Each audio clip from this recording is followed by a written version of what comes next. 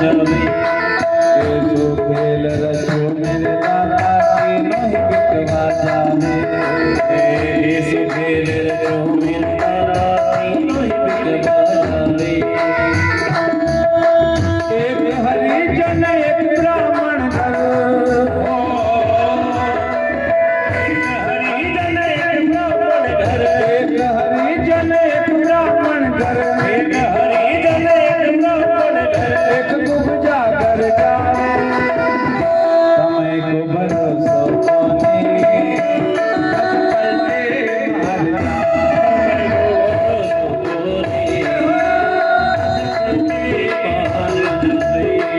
कभी कभी डांट ना सो,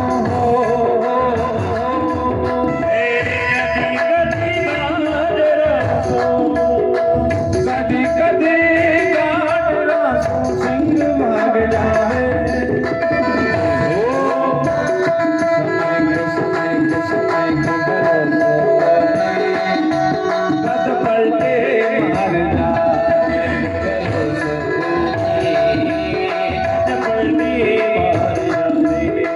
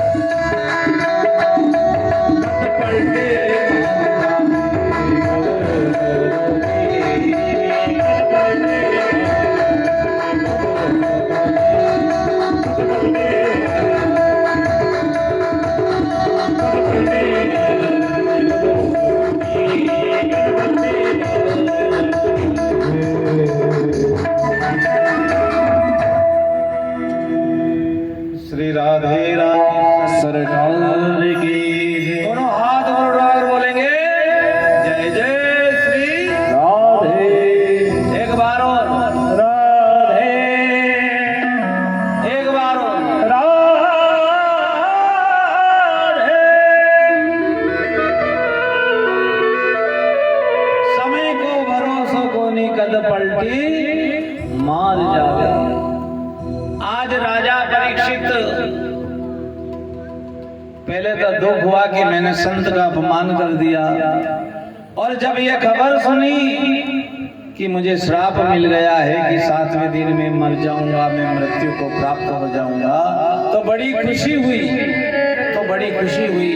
कि मुझे अपने गलत कर्म का प्रायश्चित मुझे मिल गया। अब राजा बड़े प्रसन्न हुए कि मेरे पाप का प्रायश्चित हो गया है, और उन्होंने अपने पुत्र जन्मेजय को राज का भार संभाल कर देकर गंगा तट पर जाकर भजन में बैठ जाते हैं।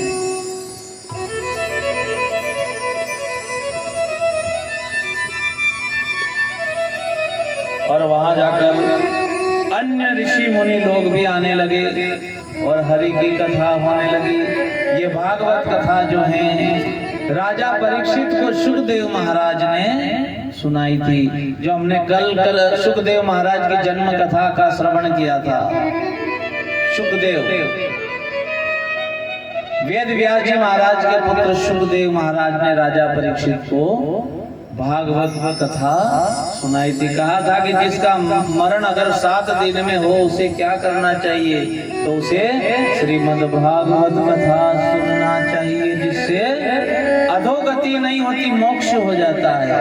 नहीं तो सर्प के दंश देने से अधोगति होती।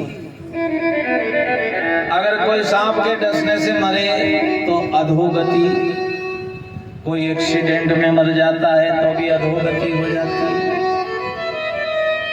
कोई फांसी लेकर मरता है तो भी अधोगति हो जाती है, और कोई सुसाइड कर लेता है तो वो भी अधोगति होती है। और अधोगति जो होती है वो प्रेत की योनि में रहते हैं, भूत पिशाच की योनि में, और उनको ना तो कोई अच्छा खाने को मिलता, ना कोई अच्छा पीने को मिलता। भूतों को क्या मिलता? गंदी चीज खाने को मिलती, गटर का पानी मिलता। सोच जाने के बाद जो बचा हुआ पानी अपन ढोल देते हैं, वो पानी वो पीते हैं, उस पानी को पीते। भूत प्रेत जो होते हैं ना, उनको शुद्ध खाना और शुद्ध पीना नहीं मिलता है। और भूत वो ही होते हैं जो अधोगति में रहते हैं, अधोगति।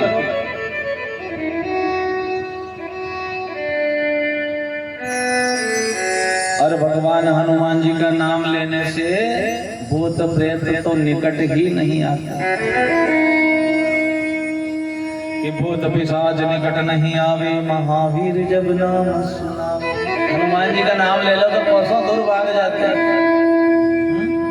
और एक तिलकधारी के पास भी भूत प्रेत नहीं आते हैं, जिनके माथे पे तिलक हो। अब कई लोग कहते हैं तिलक लगावा को काम तो ब्राह्मणा को मांगो थोड़ी। गणा तो यह भी कहे कि तिलक तो पंडित लगा, मैं क्यों लगाऊं? अरे तिलक तो हिंदू मात्र के होना चाहिए, हर व्यक्ति के तिलक होना चाहिए। हाँ, हर व्यक्ति के तिलक हो, शिखा हो, सर पे शिखा, चोटी भी वेणी जावे। यहाँ पे किन किन के शिखा है? ऊपर हाथ उठाए, चोटी वाला कतरा है, 4 व्यक्ति है। और तो चोटी भी नहीं रखे बना दी, और तो कहेगी तो ब्राह्मणों को काम, ब्राह्मण रखे चोटी में क्यों रखा है? बिना बाल वाले के सर पे साफा होना चाहिए, उनके भी चोटी रहती है। बाल नहीं बिल्कुल गंजे होते हैं तो भी चोटी रखते हैं, सर पे बिल्कुल बाल नहीं हो। अच्छा, आपके ही बारे में बता रहे, आप सही बात है, आप साफा बांधा करो। हाँ, चोटी हर व्यक्ति के होना, शिखा होना, हाथ में कलावा होना और सर तिलक होना मस्तिष्क पे, ये हिंदुओं की निशानी है। बस भी कहते मैं बहुत हूँ कि नहीं हम हिंदू हैं, हिंदू की कोई निशानी भी नहीं है। जब पुलिस वाला आता तो उसकी ड्रेस में आता तो पहचान लेते अपन, ये पुलिस वाला पहचान लेते हैं। वकील की ड्रेस अलग होती है, ये भी हिंदुओं की एक निशानी है। हिंदू मात्र के शिखा होनी चाहिए, हाथ में कलावा होना चाहिए और मस्तिष्क में तिलक होना चाहिए। ये हिंदुओं की निशानी है। आज तो रखते ही नहीं है, रखना चाहिए। आइए आगे की कथा में हम प्रवेश करेंगे। आज वामन भगवान राजा बलि का जो प्रसंग है, भक्त प्रहलाद की कथा, हिरणाक्ष हिरण्यकश्यप की कथा, हिरणाक्ष और हिरण्यकश्यप वध की कथा में हम सब प्रवेश करेंगे। और अभी कुछ ही समय पश्चात वामन भगवान की झांकी हमारे बीच में होगी। जो भगवान बटुक रूप, छोटा रूप बनाकर राजा बलि के वहां 3 पग धरती मांगने गए थे, वो झांकी के दर्शन हम सब करेंगे।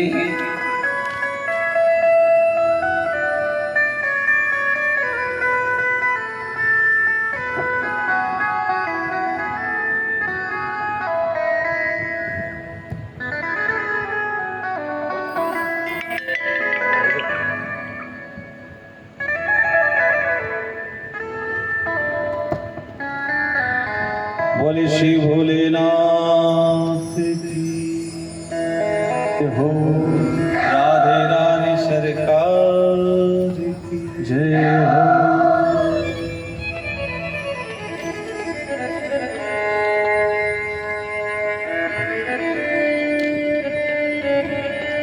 अब सुखदेव जी कहते हैं, राजा तुम्हारे पहले प्रश्न का उत्तर मैंने दे दिया है 10 मिनट में। मरुदगण दैत्य होकर भी देवता कैसे बने, उसका वृत्तांत हमें सुना है। हिरणाक्ष और हिरण्यकश्यप ने अपना पुत्र प्रहलाद, हिरण्यकश्यप ने अपने पुत्र प्रहलाद से वेर क्यों किया, वेर करने का कारण क्या है, ये कथा हमें सुना है। देखो, शिशुपाल भगवान की बुआ का लड़का था। शिशुपाल भगवान की बुआ का लड़का था। अतः भगवान ने उसके 100 अपराध क्षमा करने का प्रण ले रखा था। ये 100 गलती करेगा वहां तक क्षमा कर दूंगा। शिशुपाल मंदोमद होकर भूल गया, और जैसे उसके 100 अपराध पूरे हुए और 100 गाली दी, वहां तक भगवान ने कुछ भी नहीं कहा। और 101 हुई, 101 गाली हुई, तब भगवान ने सुदर्शन चक्र से उसकी गर्दन काट दी और आत्मज्योति उसकी भगवान में लीन हो गई।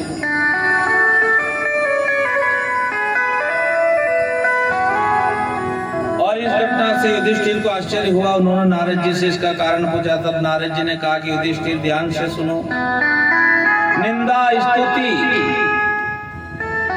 सत्कार, तिरस्कार ये शरीर के होते हैं, किंतु मनुष्य इस शरीर को अपनी आत्मा मान लेता और निंदा स्तुति का भाव बन जाता है।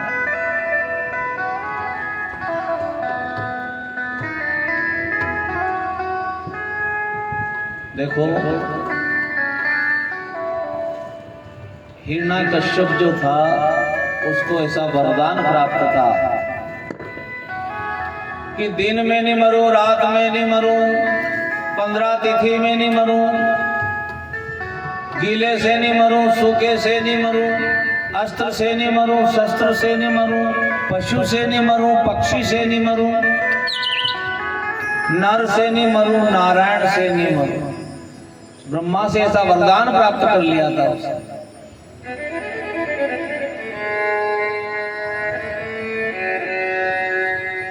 कथा तो बहुत बड़ी है, 3 घंटे तक यह कथा पूर्ण नहीं होती है। भक्त प्रहलाद का प्रसंग भी यहीं पे आता है। हिरण्यकश्यप का जो पुत्र था प्रहलाद, प्रहलाद भगवान का नाम चिंतन करता, ईश्वर का भजन करता था और भगवान से उसको वेर था। किसे?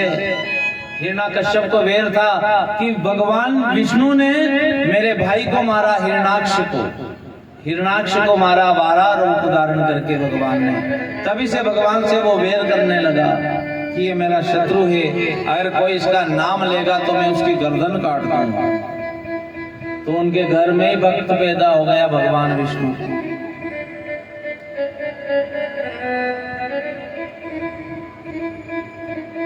और उसको ऐसा वरदान भी प्राप्त है, जब भगवान नरसिंह रूप धारण करके उसको जब मारते हैं,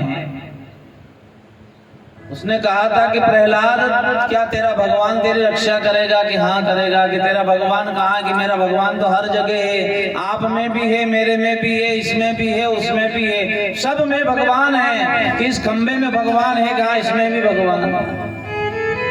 तो भगवान नरसिंह जी महाराज खंबा फाड़ कर प्रकट हो जाते हैं। बड़ा ही विकराल रूप, पूरा शरीर मनुष्य का, पूरा शरीर तो मनुष्य का है और उनका मस्तक है वो शेर का है, जिसे कहते हैं नर सिंह। नर भी है और सिंह भी है।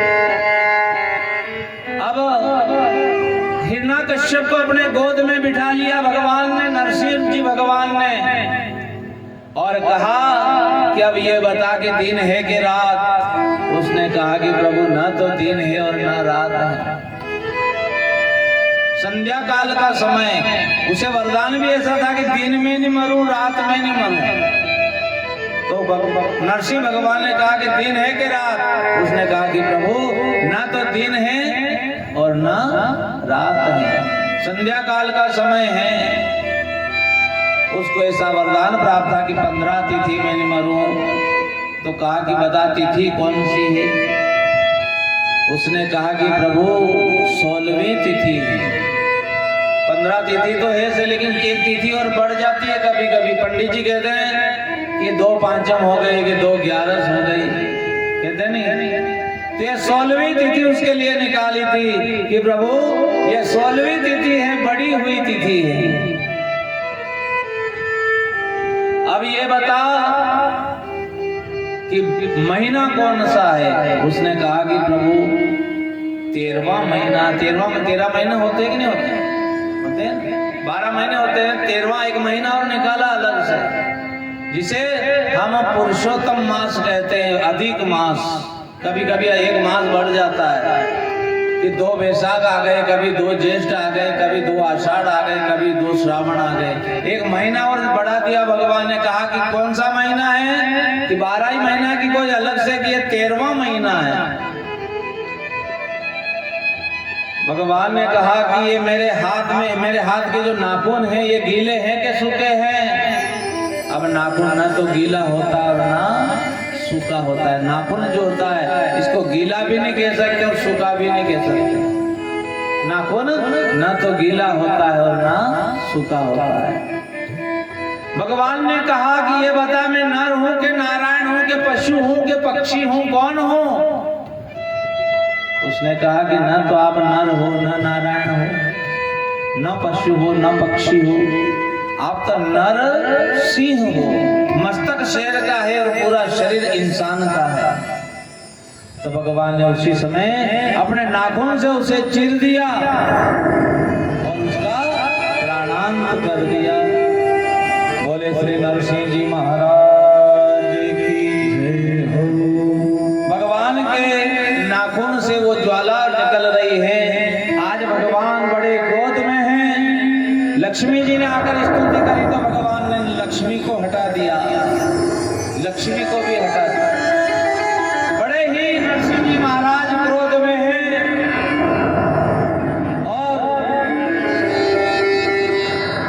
आज नाखूनों से ज्वाला निकल रही है।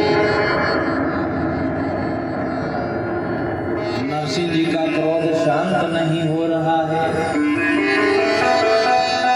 जब भक्त प्रहलाद आया तो नरसिंह जी महाराज, नरसिंह भगवान ने उसे अपने गोद में बिठा लिया और अपने जीभ से उसे चाटने लगा।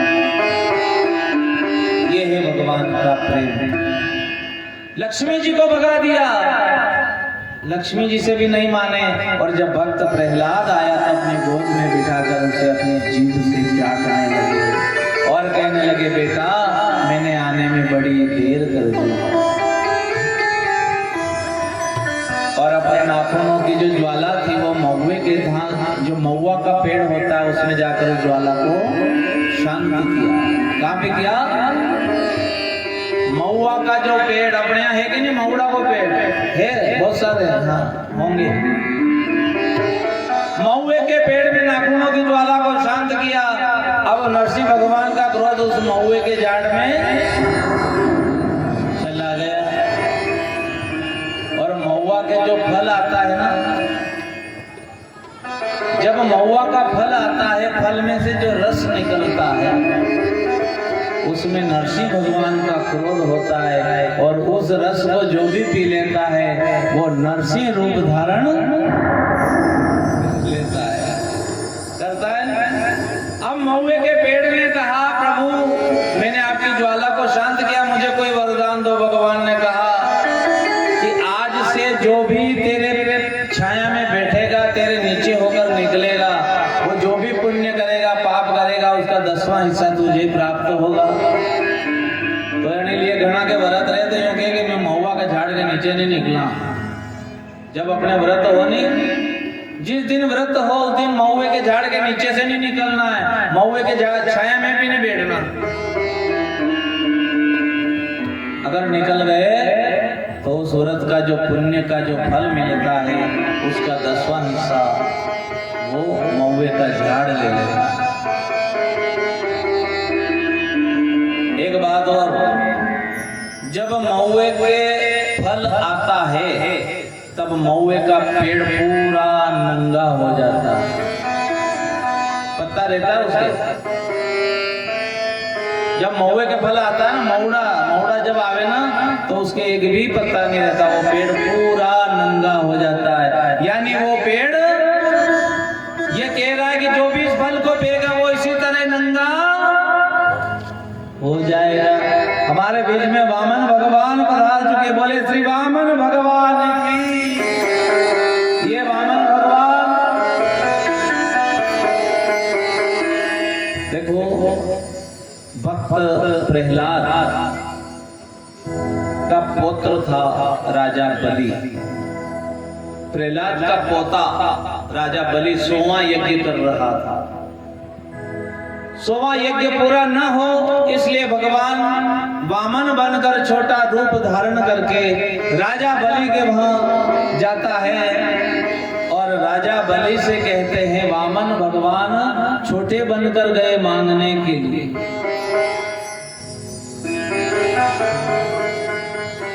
कि तेरे द्वार खड़ा भगवान,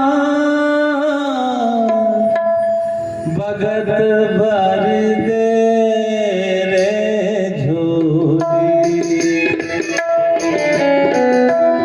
तेरे द्वार खड़ा भगवान, भगत भर दे रे झोली। तेरे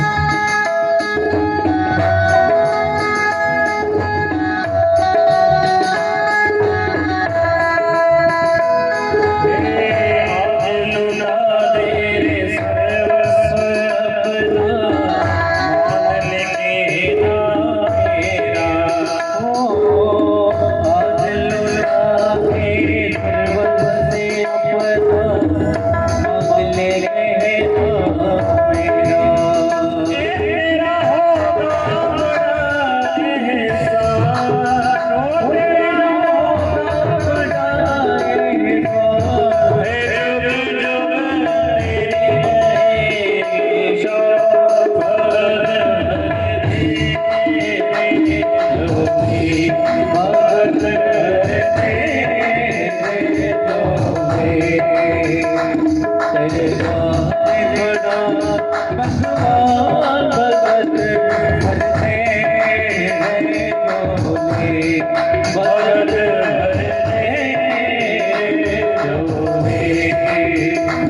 मेरा होगा बड़ा ये तेरा होगा